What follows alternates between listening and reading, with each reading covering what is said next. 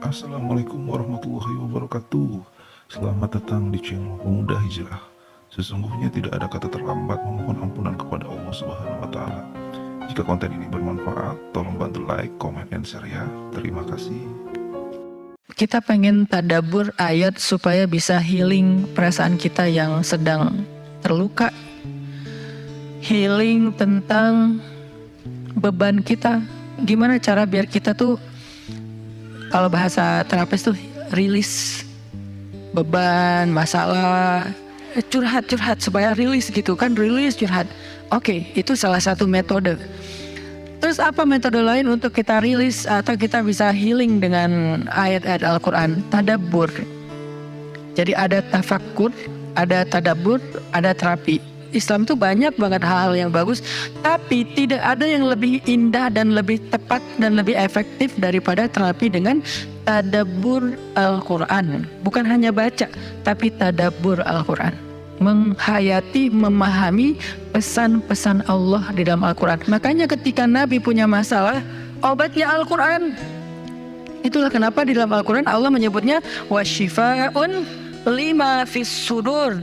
Dia itu obat, penyembuh, bahkan bukan obat. Kalau obat itu dawa, kalau syifa penyembuh. Dawa belum tentu sembuh, bisa sembuh bisa enggak. Tapi kalau syifa ya udah pasti sembuh. Maka Allah menyebutkan Al-Quran itu sebagai bukan dawa, tapi disebutkan sebagai syifaun lima fis sudur, obat hati, obat jiwa, obat mental. Walaupun banyak ulama menganggap bahwa dia juga bisa menjadi obat fisik, dan saya percaya itu. Tetapi yang lebih dahsyat lagi adalah dia memang obat mental. Pertanyaannya, bagaimana menjadikan Al-Quran sebagai syifa, healing? Ayat-ayatnya gimana cara kita mentadaburinya? Semua ayat sama, cuman yang membedakan satu dengan yang lain fadilahnya. Tapi semua sama-sama istimewa. Jadi nggak boleh ada satupun ayat yang kita anggap nggak penting. Alif Lam Mim, apa pentingnya ya? Nun, Qaf, Shad, satu huruf doang. Enggak, biasa aja. Sehingga kita ngerasa membaca ayat itu enggak terlalu istimewa. Sama, satu huruf pun itu istimewa di Al-Quran. Kan kata Nabi, satu huruf seperti 10 kebaikan. Jadi kalau kita baca Nun, udah aja, alhamdulillah udah ngaji. 10 kebaikan loh itu. Tapi kalau udah tahu 10 kebaikan, ngapain satu huruf? Udah aja wal qalami wa ma yasturun, lanjut dong.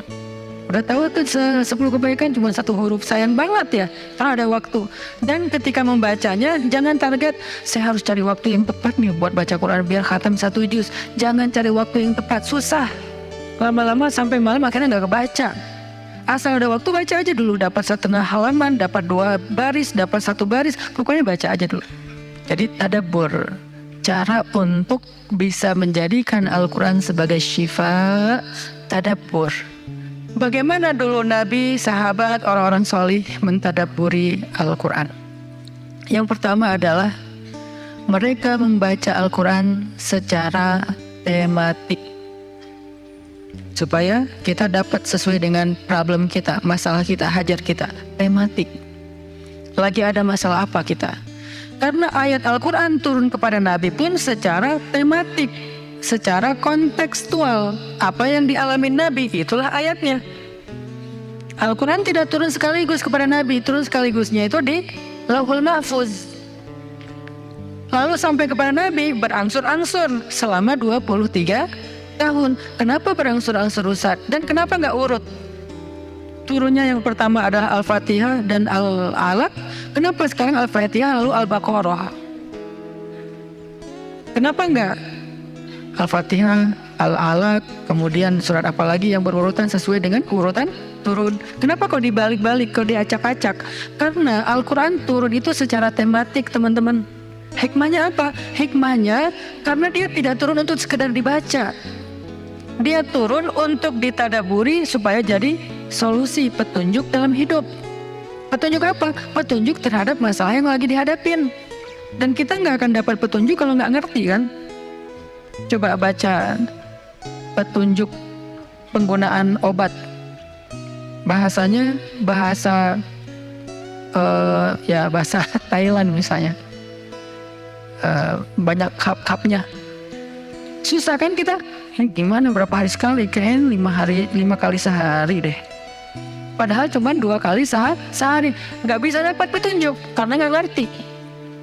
Maka supaya kita bisa tadabbur, kita pahami. Nah, memahaminya apa? Sesuai dengan tema. Kita boleh aja bagus banget malah baca Al-Quran secara berurutan, tapi itu target baca ya, target tilawah, bukan target tadabbur. Tadabbur beda sama tilawah. Tilawah tetap dia nggak usah diganggu gugat, udah segitu aja. 1 hari 1 juz, setengah juz, 2 bulan sekali khatam, sebulan sekali khatam, itu lanjut aja udah. Karena itu memang target membaca. Tapi target tadabbur beda sama target membaca. Bikin 2 target. Kalau tadabbur memang gak panjang-panjang dan gak berurutan, tematik. Kita mau lagi masalah apa sih? Gimana kita cari temanya Ustadz?